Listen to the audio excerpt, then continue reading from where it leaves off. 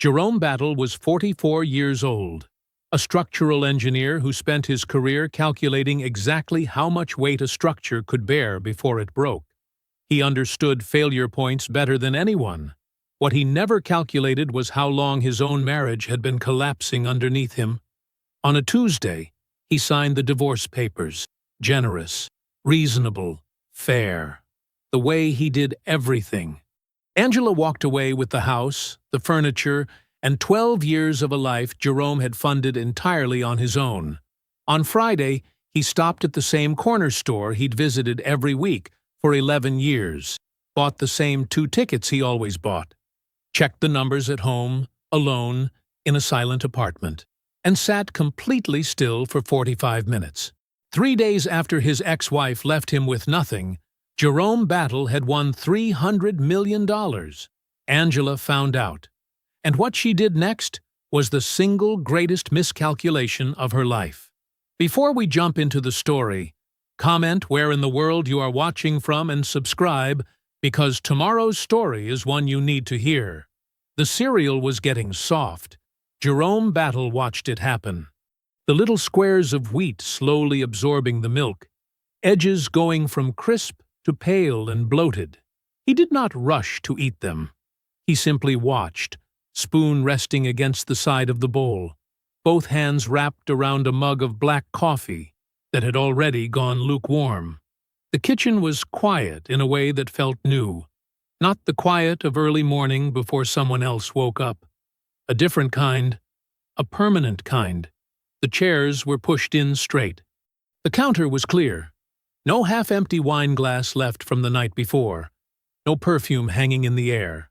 Just the low hum of the refrigerator and the sound of a city beginning to stir 6 floors below. The apartment was his. All of it. Every corner, every drawer, every inch of silence. He had moved in 3 weeks ago during the final stretch of the divorce process, when staying in the house became something neither of them pretended made sense. He had chosen this place the same way he chose most things, methodically. Good bones, solid walls, no wasted space. A building engineer could always tell the difference between a structure that was built to last and one that was built to look like it was. He knew the difference better than most. Jerome finished his coffee standing at the sink, rinsed the bowl, and set it in the drying rack. He put on his jacket, picked up his keys, and left. The drive to work took 22 minutes on a good day. This was a good day. Light traffic, clean roads, a gray November sky sitting low and flat over the city. Jerome merged onto the expressway and let the familiar rhythm of the commute settle around him. His hands were steady on the wheel. His face was still. He thought about the papers he had signed yesterday morning, Tuesday, 9:47 a.m. A mediator's office on the 14th floor of a building downtown with beige carpet and a bowl of wrapped peppermints on the table nobody touched. Angela had sat across from him in a cream-colored blazer, looking composed and faintly impatient, like a woman waiting for a meeting to end so she could get on with the rest of her day. He had not begged. He had not raised his voice. When the mediator walked them through the asset division one final time, Jerome confirmed each item without flinching. The house went to Angela. He had agreed to that 2 months prior. The joint accounts were split down the middle. His pension remained his. Her car, already in her name, stayed hers. He had been more than fair.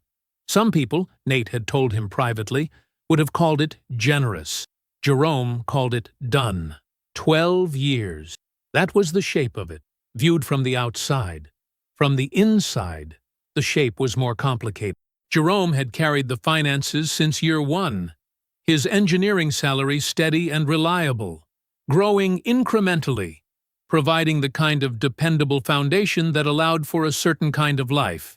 A good house, 2 cars, vacations, dinners at restaurants where the menus didn't have prices listed. Angela had managed the image of that life, and she had done it well. She was beautiful and socially sharp, always the most poised person in any room. In the early years, Jerome had genuinely admired that about her. She could walk into a gathering of strangers and within 40 minutes know who mattered and why. But somewhere in the middle years, year 5, maybe 6, admiration had curdled into something else on her side. He could feel it before he could name it. A cooling. A contempt she didn't fully bother to hide anymore. She called his work boring at a dinner party once, laughing as she said it, touching his arm like it was a joke between them. It was not a joke. She called the life they had small. She said it to her sister on the phone, not knowing he could hear her from the hallway. He had designed load-bearing structures for a living, calculated exactly how much weight a thing could hold before it failed. He had spent 12 years doing that same math on his own marriage and refusing to write down the answer. When she finally said she wanted out, the answer wrote itself. He did not perform grief for her. He did not plead or negotiate his own worth. He called a mediator on a Wednesday and had a first appointment by Friday. Jerome pulled into the firm's parking structure at 7:18 a.m., engine ticking as it cooled. He sat for a moment, just a moment. Then he got out and went to work. That Friday evening, he stopped at Kelvin's corner store the way he always did. 11 years of Fridays. Kelvin knew his face before he knew his name. The bell above the door gave its familiar small sound as Jerome stepped inside, nodding once at the man behind the counter. "The usual?" Kelvin asked. "The usual," Jerome said. "One scratch-off, one Powerball ticket, $2 total." Jerome tucked them into his breast pocket and drove home. He checked the scratch-off first at the kitchen table, under the overhead light. $20. He set it aside. Then he unfolded the Powerball ticket. He pulled up the numbers on his phone. He checked once. He checked twice. He checked a third time, slowly, each number deliberate, his finger moving along the screen like he was reviewing a structural calculation that could not afford to be wrong. Then he set the phone down on the table. He sat completely still for 45 minutes. The refrigerator hummed. The city moved below him. Jerome Battle did not move at all. When he finally stood, he walked to the hall closet, reached to the high shelf, and brought down the fireproof document safe. He placed the ticket inside. He closed the safe. He locked it. He had learned, over 12 years, how to keep things to himself. The drive to Patricia's house took 31 minutes on a Saturday morning. Jerome knew every turn by feel. He had been making this drive his whole adult life, through college breaks, through the early years of the marriage, through the holidays when Angela had preferred to host rather than visit. He knew the way the road narrowed after the railroad crossing, knew the exact moment the neighborhood shifted from commercial to residential, knew the sound his tires made on the cracked concrete of his mother's driveway. He parked and sat for a second. Then he got out. Patricia Battle opened the door before he knocked. She had a way of hearing his car that she had never been able to explain, and he had long stopped questioning. She was 68 years old, small and straight-backed, with close-cropped gray hair and the kind of eyes that had spent decades watching children lie to her face and learned to read everything behind the words. She looked at him once. She stepped aside and let him in. The house smelled like coffee and dish soap, and something faintly floral. The same smell it had always had, as long as Jerome could remember. The kitchen was warm. 2 mugs were already on the table. He sat down. Patricia poured the coffee and sat across from him. She did not ask how he was feeling. She did not mention the divorce. She simply wrapped both hands around her mug and waited. That was the thing about his mother. She knew how to wait. Jerome looked at the table for a moment. Then he told her. He kept it simple. He said he had bought his ticket Friday evening the way he always did. He said he had checked the numbers at home. He told her the amount. Patricia set her cup down. She set it down carefully with both hands, like something she did not want to spill. She was quiet for a long moment. Her face did not collapse. Her eyes did not go wide and bright. She looked at her son and said, "What are you going to do?" Jerome almost smiled. Of all the people in his life, she was the only one who would ask that first. "I don't know yet," he said. "That's why I'm here." He called Nate from the kitchen table while Patricia refilled their cups. Nathaniel Ford answered on the second ring, voice easy and unhurried the way it always was. Jerome kept his own voice level. He told Nate he needed to talk, that it was important, and that he needed him to listen before he said anything. Nate listened. When Jerome finished, the line was quiet for 3 full seconds. Then Nate said, "Does Angela know?" Not congratulations. Not, "Are you serious right now?" The first thing out of his mouth was the one question that actually mattered. And that was why Jerome had called him. "No," Jerome said. "Good." Nate was already thinking. Jerome could hear it. "Don't move that ticket. Don't tell anyone else. I'll be there in 40 minutes. The 3 of them sat around Patricia's kitchen table just before noon. Nate had brought a notepad. He sat with a pen in his hand and his reading glasses pushed up on his forehead, the way he always looked when he was working through a problem. They laid it out, plainly. The divorce had been finalized on Tuesday. The ticket was purchased on Friday. 3 days of separation. Clean on paper. But clean on paper and safe from challenge were 2 different things, and all 3 of them understood it.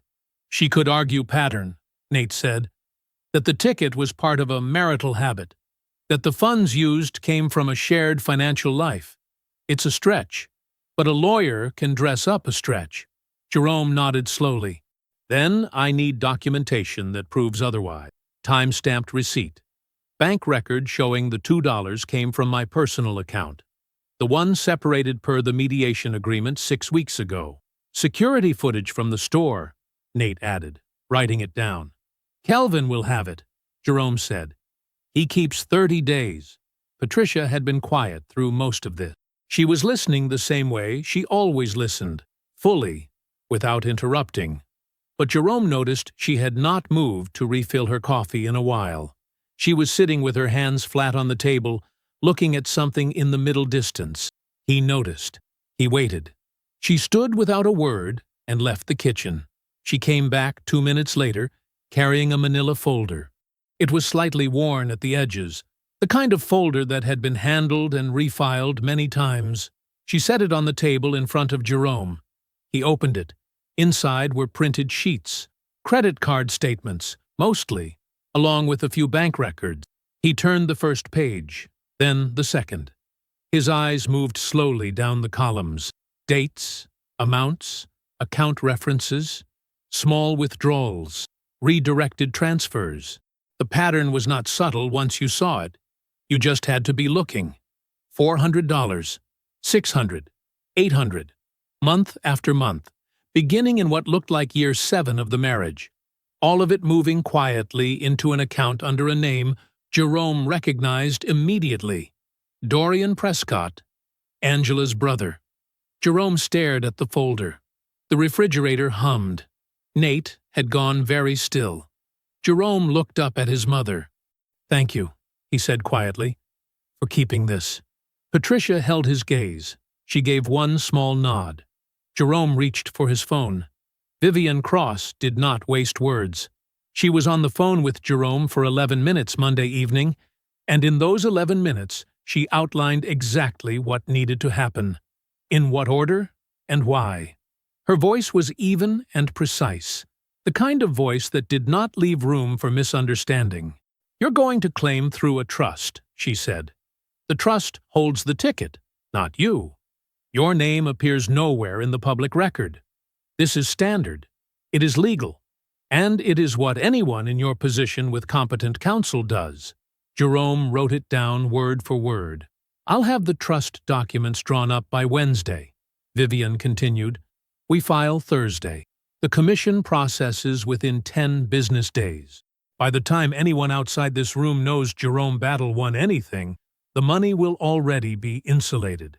Jerome said, "All right." That was the whole conversation. The trust was named Cedar Line Holdings. Jerome had chosen the name himself. It meant nothing to anyone, which was precisely the point. There was no press release, no lottery commission photo, no oversized check. Jerome did not want any of that, and Vivian had structured everything to ensure he did not have to have it. The claim was filed on a Thursday morning. By the following Tuesday, it was processed. Jerome went to work both days. He ate lunch at his desk. He drove home in traffic. He did not tell anyone new. He did not change a single visible thing about his life, because Vivian had been clear, and he was a man who followed clear instructions from people he trusted. He felt, mostly, like a man waiting for a structure to settle. You built something, you tested it, and then you waited to see where the stress went. He did not have to wait long. What Jerome did not know, not yet, was what had been happening on the other side.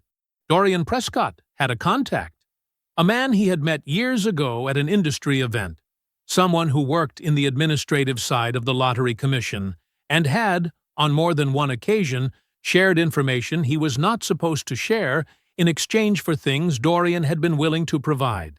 It was the kind of arrangement that lived in the space between reckless and criminal, and had never, until now, produced anything significant enough to matter. This time it did. The contact matched a submitted employee identification number to an existing record. Jerome had used his work ID as secondary verification on the claim. Standard procedure. The contact ran it. It came back with a name. Dorian had the information by Friday afternoon. He called his sister before he finished reading it. Jerome's phone rang at 7:14 that evening. He looked at the screen. He already knew, in a structural way, the way you know a load is shifting before you hear the sound, what this call was. He had not expected it this fast, but he was not surprised. He answered. "Jerome!" Angela's voice was warm, careful, shaped into something that sounded like concern. "I'm so glad you picked up. I heard something, and I honestly didn't know if it was even true, but I thought if it was, I'd want to hear it from you." He said nothing. He let the silence sit. "Are you okay?" she said. "That's really what I'm calling about. Just to make sure you're okay." "I'm fine, Angela." "Good." A breath. "That's good." A pause that was calibrated to feel spontaneous. "I heard something kind of unbelievable, and I don't want to be that person, I really don't. I'm genuinely happy for you, if it's true. I want you to know that. There are no hard feelings on my end." Jerome listened. He let her go on. She talked for another minute and a half. She said she had been thinking about how things ended between them, how she hoped they could be adult about all of it. She said she didn't want anything ugly. She said the timing of everything was just, interesting. And she thought, maybe they should sit down and talk. As reasonable people, two people who had shared 12 years of their lives. "I just think we should discuss the timing of things," she said, gently. The way you'd say something you wanted to seem like a suggestion when it was actually a demand. Given how recent everything is, Jerome had been sitting at his kitchen table while she spoke. He looked at the surface of it, plain wood, small apartment table, nothing special. He thought about what Vivian had said. He thought about the folder his mother had kept in a filing cabinet for 2 years. Then he spoke.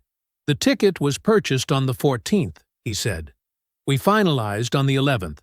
I have the receipt, the timestamp, the security footage from the store, and a bank statement showing the $2 came from my personal account, the one separated per the mediation agreement 6 weeks prior." He paused once. "My attorney will be in touch." The line was quiet. When Angela finally spoke, her voice had changed. Not much, just enough. "Jerome." Soft now. Careful in a different way. "We were married for 12 years. Jerome said, "I know. I was there." He ended the call. 22 seconds later, Angela called Dorian back. Angela made the call at 8:47 the next morning. The attorney's name was Preston Hale. He had a corner office downtown and a reputation for being expensive, aggressive, and effective in that order. Angela had done her research. She had written down 3 names and circled his. She spoke to him for 30 minutes. By the end of it, she had retained him. By noon, the filing was done. The claim argued that the lottery ticket, while purchased after the divorce was finalized, represented a continuation of a marital behavioral pattern. Jerome had purchased lottery tickets every Friday for 11 years, during the marriage, with household income. Angela's attorneys framed those 11 years as the foundation, the habit as the asset, and the timing as suspicious enough to warrant investigation and relief. It was a stretch. Angela knew it. Preston Hale knew it. But a stretch was not a dismissal. A stretch was an opening. The second filing came an hour later, a motion for a temporary financial freeze on the Cedar Line Holdings Trust. The argument: Jerome should not be permitted to move, transfer, or spend the winnings while the marital asset claim was under review. Angela signed everything at Preston Hale's conference room table, calm and composed, her handwriting neat and unhurried. Then she went to lunch. She called Renee first, then Marcus and Diane, then her cousin, Teresa, who would tell everyone in the family who mattered within 48 hours. The story Angela told was consistent. She had practiced it, though she would never have admitted that. 12 years. That was always the first thing. 12 years said before anything else, so the weight of it was already in the room. 12 years, and I don't think people understand what I put into that marriage. Jerome is brilliant. He really is. I've always said that. But the life we had, I helped build that. I was there for all of it. And now, the week after we finalize, he wins $300 million? A pause. Measured. Just long enough. I'm not trying to be ugly about it. That's not who I am. I just think the timing deserves a conversation. That's all I've ever asked for. A conversation. Renee said it was unbelievable. Marcus said Angela deserved better. Teresa said she had always felt something was off about the way Jerome handled things. Angela listened to each of them with gratitude that looked like sadness. She thanked them for understanding. She said she just didn't want to feel like those 12 years meant nothing. The thing was, and this was the part that made Angela genuinely dangerous, she was not entirely performing. Somewhere beneath the strategy, she believed it. She had spent so many years telling herself the story of the marriage, as a partnership she had managed and sustained, that the story had become real to her. Jerome's steady income, his stable career, the house, the life, in Angela's private accounting, those things existed because she had chosen him, stayed with him, shaped the environment that allowed him to thrive. She did not see a man she had drained. She saw a return on an investment she felt she was owed. Vivian Cross filed her discovery requests the same week the civil claim landed. She worked methodically. Financial records, communications, correspondence between Angela and Preston Hale's office. Standard discovery in a post-divorce asset dispute. Nothing aggressive. Nothing that would signal what she was actually looking for. What she found took 11 days to fully confirm. She called Jerome on a Wednesday and asked him to come in. He sat across from her desk, and she placed a single printed document in front of him. Clean, plain paper. A timeline. Annotated. Angela's attorney was retained on the 9th, Vivian said. Dorian's call to Angela happened on the 12th. Based on the communications we pulled, Hale's office began preliminary case research on the 10th. Jerome looked at the paper. Dorian didn't stumble onto information and bring it to his sister, Vivian continued. He was already looking. He had a paid contact monitoring your financial activity through the Lottery Commission's employee-linked data system. That arrangement was established 18 months ago. She tapped the document once. Before Angela filed for divorce, Jerome did not speak. She didn't leave when the marriage fell apart, Vivian said.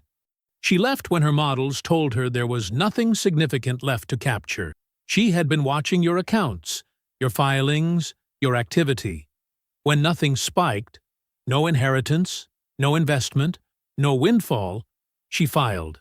She timed the exit for maximum extraction with minimum competition. Jerome picked up the document. He read it again, slowly, from the top. "I'll need to keep the original," Vivian said. "But I had that copy made for you." He sat in his car in the parking garage beneath Vivienne's building for 3 minutes. Not longer. 3 minutes exactly. He checked. He looked at the document in his hands. He thought about the man who had eaten cereal alone at a kitchen table 3 weeks ago, and believed, in some quiet place he hadn't fully examined, that the marriage had simply run its course, that 2 people had grown apart, that it was sad, but it was honest. He thought about that man for 3 minutes. He thought about what that man had trusted, and why, and what it had cost him. Then he folded the document carefully, placed it in his bag, and got out of the car. He went back to work.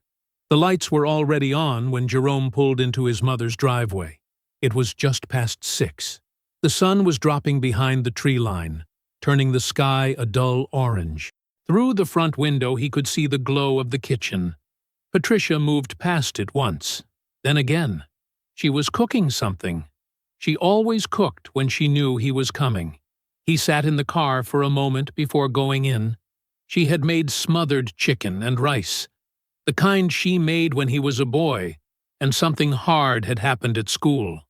She did not ask him if he was hungry. She just set a plate in front of him when he sat down. He ate a few bites, then he set down his fork and told her what Vivian had found. Patricia stood at the counter with her arms folded loosely across her chest. She listened without asking him to slow down or repeat anything. Her face stayed even. She nodded once when he told her about the surveillance arrangement. She nodded again when he told her about the attorney being retained 3 days before Dorian's call. She did not look surprised. That was the thing that stayed with Jerome. She did not look surprised at all. When he finished, the kitchen was quiet. The faucet dripped once. The refrigerator hummed. Patricia unfolded her arms. She said, "I need to show you something." She walked out of the kitchen. He heard the hallway closet open, the one she used as a second filing cabinet, stuffed with folders and accordion binders and rubber-banded envelopes she had organized with the same system she used for her classroom attendance records. He heard her moving things, a drawer sliding, paper shifting. She came back carrying a manila envelope, the kind with the metal clasp bent flat on both sides. She set it on the table in front of him and sat down across from him. "Year 4 of your marriage," she said. "You called me. You said there had been a medical billing issue. Something had gone wrong with the insurance processing. A claim had been kicked back, and it had snowballed. You said you and Angela were short. You were embarrassed to ask." Jerome looked at the envelope. "You asked if I could help cover it while you straightened things out. You said 22,000. Patricia's voice did not waver. "You said you'd pay me back when the correction came through." Jerome remembered. He remembered being ashamed of the call. He remembered Angela sitting across from him at the kitchen table, the bills spread out, her voice tight with worry that he now understood had been rehearsed. "I took it from the retirement account," Patricia said. "I didn't tell you that part at the time. I didn't want you to feel worse about asking." The refrigerator kept humming. Jerome did not move. "A couple of years later, you left a folder here by accident when you came for Christmas. You were going through some old paperwork in the guest room, and you left a folder behind when you packed up." She tapped the envelope once with 2 fingers. "I found it the day after you drove home. Inside were some financial statements. I don't think you even knew you had them. But I looked at them. I looked long enough." She opened the metal clasp. She took out the documents and laid them on the table between them. They were old. The paper had softened at the edges. Some of the ink had faded to a pale gray. But the numbers were still clear. Account numbers, transfer dates, dollar amounts. A name, Dorian's name, appearing at the end of a chain of redirected funds that had no medical billing office anywhere in it. There was no billing error, Patricia said quietly. Dorian had run a business venture into the ground that year. He needed money he didn't have. Angela got it for him. She let that sit for a second. She got it from you. And when you didn't have enough, she got it from me. Jerome looked at the documents. He looked at his mother's handwriting in the margins, small, neat pencil notes she had made to herself as she worked through it. Dates circled, lines drawn between entries, the same careful notation she had used on lesson plans for 30 years. She had sat alone with this knowledge. She had organized it. She had filed it. She had kept it for years without saying a word. He sat completely still. He read the documents once the way he read everything, slowly, from the top, without skipping. He read them again. His mother's retirement savings, $22,000, gone to cover a debt Dorian owed, moved through Angela's hands like it was nothing. Like Patricia Battle's money was a resource to be located and used and never returned. The chicken was getting cold on his plate. He didn't notice. Finally, he looked up. "Why didn't you tell me?" Patricia looked at her son for a long moment. Her expression was not apologetic. It was something older and more complicated than that. "Because you loved her, baby," she said. "And I wasn't going to be the reason you looked at her differently if it wasn't time yet." Jerome drove home in silence. No radio, no phone calls, just the road and the dark and the sound of the engine, steady and low. He did not let himself think in full sentences. He just drove. He was in bed by 9:30. In the morning, he called Vivian before he made coffee. Vivian called at 7:53. Jerome was still standing at the kitchen counter, still holding his phone from the call he'd just ended with her before she called back with the final detail. He set down his coffee mug and listened. "They got the preliminary hearing," Vivian said. "Judge Calloway granted it. It's procedural. It doesn't mean anything about the merits yet. But Angela's team is going to read it as a win." "Let them," Jerome said. "I intend to." He could hear papers moving on her end. "It actually helps us. It gives me the hearing room I need to put everything on the table at once. If they want a formal proceeding, I'll give them one." Jerome said he understood. He thanked her and hung up. He finished his coffee standing at the window, watching the street below. A woman was walking a dog. A kid was on a bicycle. The morning looked like every other morning. Word reached him about the property listings through Nate, who had heard it from a college friend who still moved in the same circles as Angela's crowd. She had been showing people her phone. Listings in a newer development on the north side of the city. Wide driveways, high ceilings, the kind of neighborhood where the houses all had names like Stonecrest or the Addison. She'd told at least 2 people she was thinking about opening a boutique. A clothing boutique, carefully curated, something that reflected her taste. She had told one of them she'd been putting the idea off for years, but now the timing finally made sense. She had said it the way people say things when they already believe the money is theirs. Jerome heard all of this. He did not make any calls. He did not send any messages. He let the information sit inside him the way he let most things sit. Quietly, usefully, without urgency. He went to work.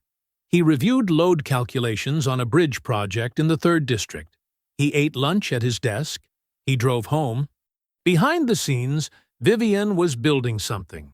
She worked with the precision of someone who had done this many times before, who understood that a case was not won by the biggest argument, but by the most complete one. She assembled every piece they had and ordered it the way a prosecutor would. No gaps, no soft spots. The surveillance arrangement and its timeline went in first. The documentation showing Angela's attorney had been retained before Dorian's supposed discovery. The data trail from the Lottery Commission contact Dorian had paid. Then the credit card statements Patricia had kept for 2 years. The systematic transfers into Dorian's account. Month after month. 7 years of it. Patient and quiet and deliberate. Then, Patricia's document, the manufactured billing crisis, the $22,000, the paper trail that showed exactly where the money had gone, and exactly whose name was at the end of it. Then the affidavit from Marcus Webb, who owned the corner store on Delmont Street and had known Jerome by his first name for nearly a decade. Marcus had signed a sworn statement confirming that Jerome Battle came in every Friday evening without exception, that he always bought one scratch-off and one Powerball ticket, and that this had been his habit for as long as Marcus could remember. Marcus had written in his own hand at the bottom of the affidavit, "He's one of the most regular customers I've ever had." Then the forensic accounting. Nate had sourced the specialist, a woman named Dr. Carol Bryce, who worked financial fraud cases and charged accordingly. She had taken the records Vivian provided and traced every dollar Angela had moved across the 7-year period. She worked backward and forward, cross-referencing account activity against dates, amounts, and transfer patterns.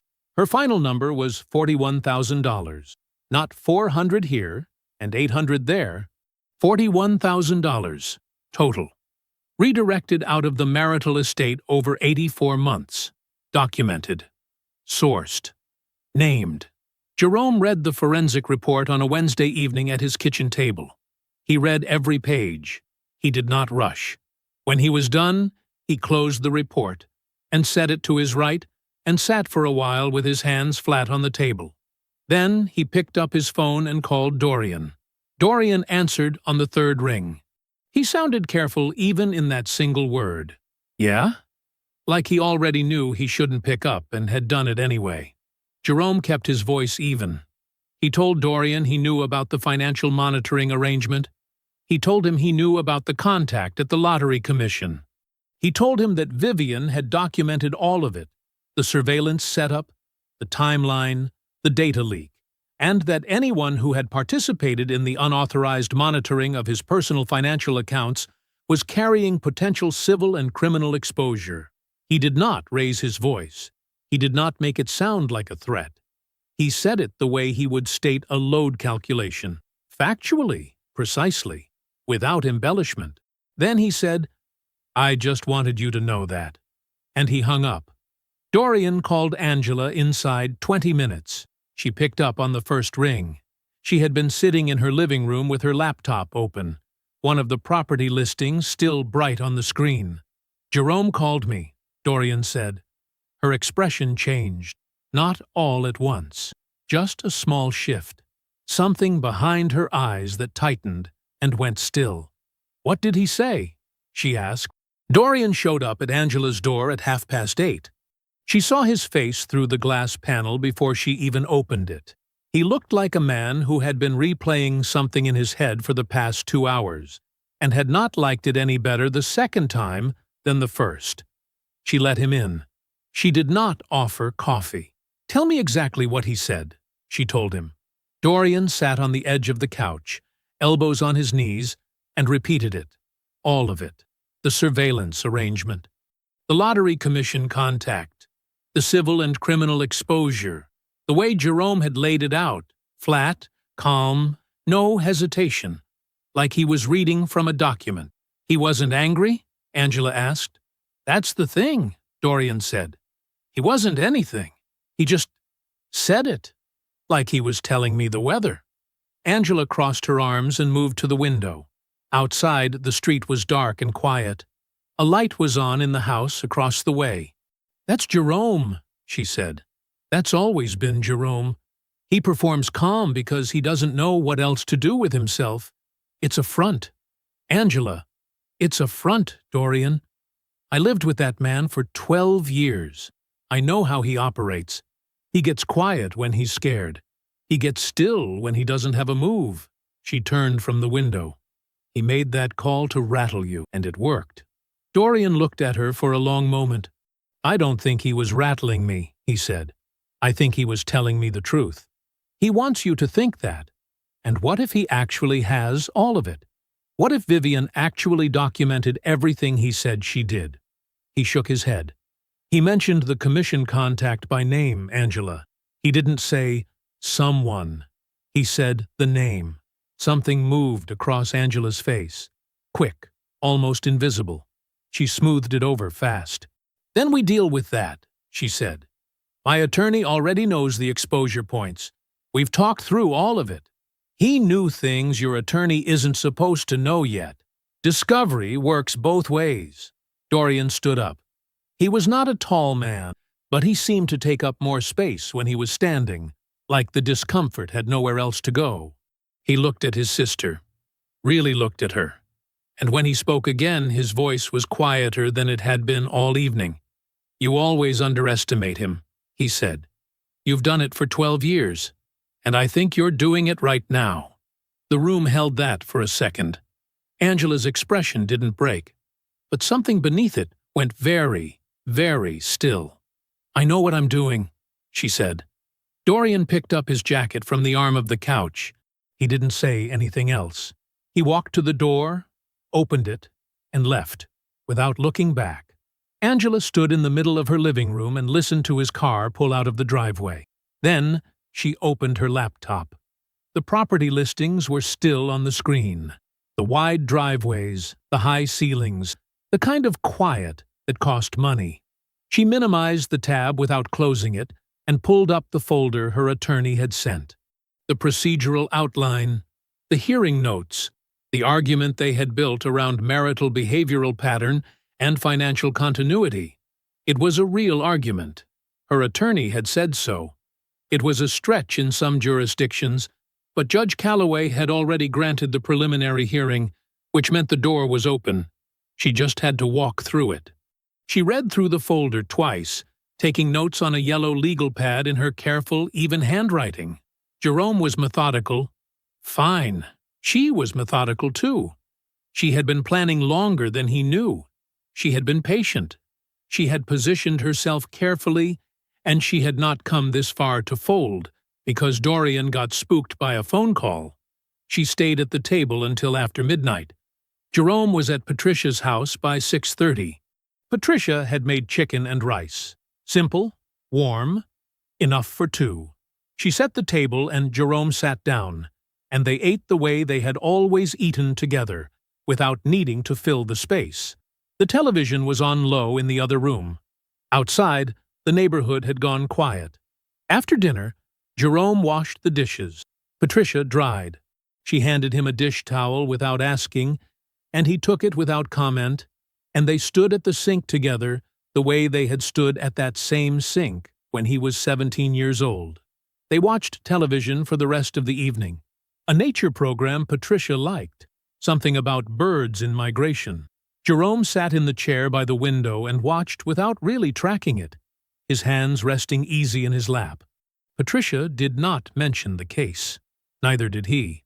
At 10 o'clock, Jerome told her good night, and she patted his hand once, briefly, firmly, the way she had always done, when words were beside the point. He went to the small back bedroom that still had his old dresser in it and a quilt she had made 20 years ago. He changed clothes. He lay down. He was asleep before 10:15. The hearing was in the morning. The conference room was on the 4th floor. It was a plain room, long table, gray carpet, fluorescent light that buzzed just enough to notice, a pitcher of water in the center that no one touched. Jerome had been in rooms like this his entire career. Rooms where something got decided, where the math either held or it didn't. He arrived 7 minutes early. Vivienne was already there, her documents arranged in 3 neat stacks in front of her chair. She did not look up when Jerome sat down. She was reading something, moving her pen along a line of text, with quiet precision. Jerome poured himself a glass of water and set it to the right of his notepad. He did not look at the door. Angela arrived 4 minutes later. She had dressed carefully. A dark blazer, understated jewelry, her hair pulled back in a way that said, composed without trying too hard. Jerome had seen her dress for rooms before. He knew what it meant when Angela dressed for a room. She was performing before she ever opened her mouth. She took her seat across the table. Her attorney, a broad man named Garrett with a practiced expression of mild confidence, settled in beside her, and opened a leather portfolio with a small snap. Angela looked at Jerome. Jerome looked at the table. The mediating officer entered, exchanged brief acknowledgments with both attorneys, and confirmed the terms of the session. Standard procedure. Jerome listened to every word. Vivian opened first. She did not raise her voice. She never did. She simply placed the first document in front of the officer and began to speak, and the room tightened around her words. The temporary freeze motion rests on the claim that the lottery ticket in question represents a marital asset, she said. We will demonstrate that it does not, clearly and without ambiguity. She laid it out in sequence. The time-stamped receipt from the corner store, 7:14 p.m., Friday the 14th. The certified bank record showing the $2 debit from Jerome's separate personal account, an account that had been formally divided and documented during mediation 6 weeks prior. The store's security footage, already reviewed and authenticated, showing Jerome at the counter at the time stamped on the receipt. 3 pieces, clean, independent, corroborating each other without overlap. The divorce was finalized on the 11th. The ticket was purchased on the 14th, from a separate account, by one person. Garrett leaned toward Angela and said something low and fast. Angela's expression did not change, but her jaw shifted just slightly. He pivoted. Jerome had expected the pivot. Garrett argued the marital pattern angle, that Jerome's 11-year habit of purchasing lottery tickets was itself a marital behavior, established and sustained during the marriage, funded by household economic activity, and therefore subject to equitable consideration regardless of the precise date of purchase. It was a stretch. Jerome had known it was a stretch when Vivian first told him about it 2 weeks ago, but it was a real argument.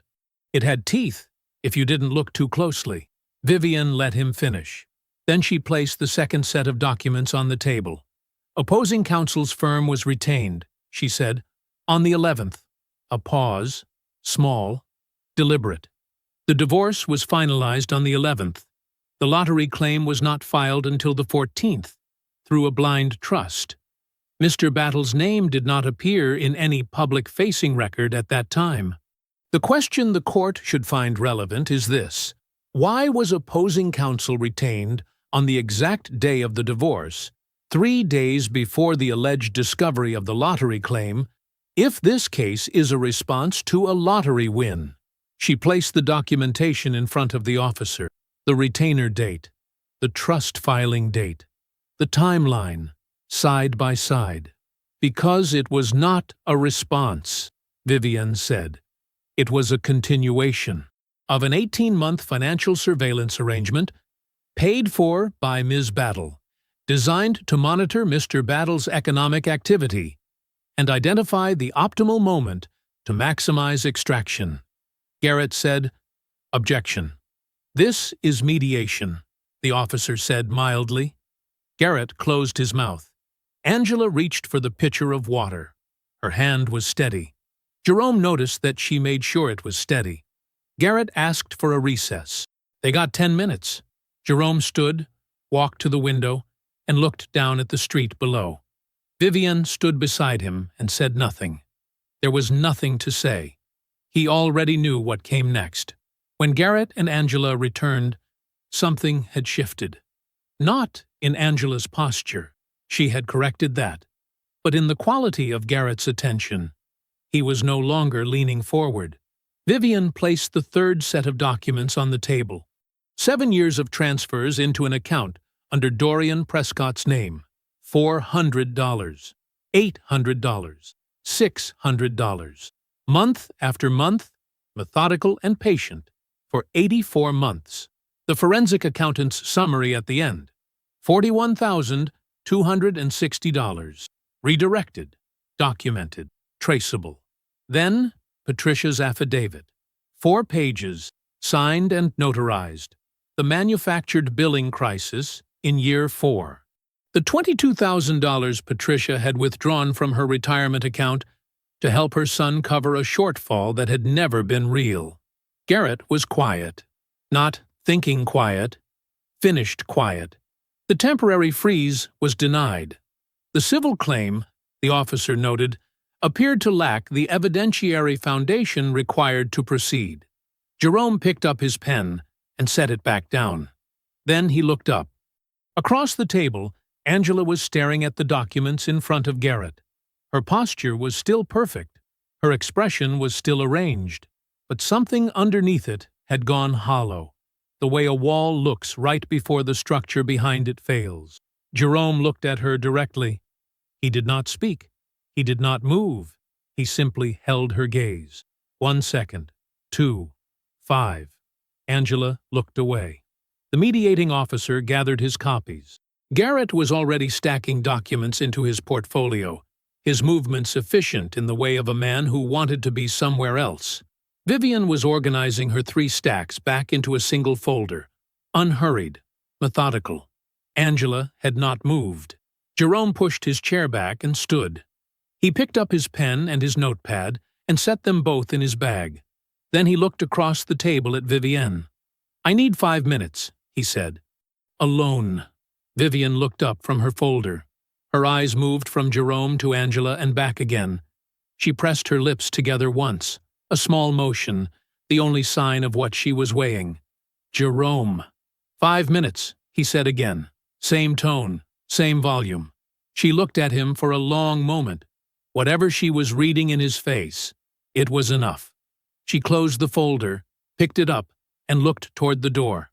5 minutes, she said. Not agreement, exactly. Just the number returned to him. The mediating officer had already stepped out. Garrett glanced at Angela, who gave him a small nod. He followed Vivian into the hallway. The door closed. The room went quiet. Just the fluorescent light, still buzzing. The pitcher of water no one had touched. Angela spoke before Jerome had fully turned toward her. "The monitoring was Dorian's idea," she said. "I want you to know that. That whole thing, the contact at the commission, the arrangement, that was him. I didn't even know the details of how he set it up." She paused. "I was scared, Jerome. After 12 years, I didn't know what I was going to have. I didn't know what my life was going to look like. And I know how this all appears, but—" She kept going. He let her. He stood near his chair with his bag at his side, and he listened to every word without expression, without movement, without giving her anything to navigate toward or away from. She talked about fear. She talked about feeling invisible in the marriage. She talked about the years she had given.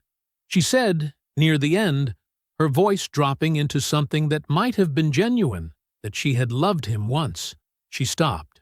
The room was quiet again. Jerome set his bag down on the chair beside him. He did not sit. He stood with his hands loose at his sides, and he looked at her with the same steady attention he had given the documents all morning. "You planned it," he said. "Not the lottery. You didn't know about that. But the exit. You planned that. You were 18 months out before you filed. You were watching my accounts, looking for the right moment. Not because the marriage broke down. Because you decided on the number you wanted to leave with. And you were waiting until the conditions were right." Angela opened her mouth. "I'm not finished," he said. "Quiet, not hard, just clear." She closed it. 7 years, he said. 400 here. 800 there. 84 months of moving money out of a shared account into one your brother's name was on, so the paper trail looked clean. $41,000. That was methodical. That took discipline. He paused. "I'll give you that." He pulled out the chair beside him and rested one hand on the back of it. "Year 4, he said. "You came to me with a medical billing problem. You said it was a mistake, an error, something that needed to be covered quickly. I believed you. I went to my mother." He stopped for a moment, just a moment. "She gave me $22,000 from her retirement. She didn't hesitate. She didn't ask questions. She did it because I needed it, and she trusted me, and I trusted you. There was no billing error. You used that money to cover Dorian's debt. You let my mother spend her retirement savings to clean up a mess you made And you never said a word about it. Not once. Angela's face had gone still. Not the careful still from before. Something underneath it had come loose. That's who you decided to be, Jerome said. Not in one moment. Over and over, across 12 years, you made that choice. And every time, you made it. He picked his bag back up. I was never passive, he said. I was patient. There's a difference. You spent 12 years thinking you had a man you could manage. What you had was a man who chose to trust you. He looked at her one more time. Steady. Unblinking. I won't make that mistake again. He walked to the door. Jerome. His name in her voice. The same voice that had said it across 1,000 ordinary mornings, across a dinner table, across a dark room, across 12 years of a life he had built, and she had spent. He did not turn around. He opened the door. Vivian was standing in the hallway, folder under her arm, her expression even and calm. Jerome stepped out. The door swung shut behind him. He nodded once to Vivienne. She fell into step beside him without a word, and together they walked down the hallway toward the elevator, toward the lobby, toward the glass doors that opened out into the bright, flat light of the afternoon. Dorian called Vivienne's office 4 days after the hearing. He didn't ask for a deal. He just said he had documents and he wanted to know what cooperation was worth. Vivienne told him, plainly and without warmth, exactly what it was worth. Full exclusion from the countersuit in exchange for everything he had. Every record, every communication, every piece of paper that touched the surveillance arrangement, the commission contact, and the transfers. Dorian agreed before she finished the sentence. He brought 3 folders and a thumb drive to her office on a Wednesday morning. Jerome was not there. He didn't need to be. The documents Dorian provided closed every remaining door. Not just the ones Angela had already tried. The ones she might have tried later. In 6 months? In 2 years? In some quieter moment when she thought the attention had moved on. Vivian reviewed everything, filed what needed to be filed, and sent Jerome a single text that evening. It's done. Call me tomorrow. Jerome called at 7 the next morning.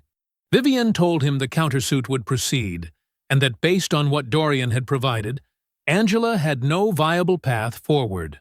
Not now. Not later. And Dorian? Jerome asked. Excluded, Vivian said. Per the agreement. Jerome was quiet for a moment. Okay, he said. That was all. The countersuit took 11 weeks. Angela's attorney filed 2 motions to delay, both denied.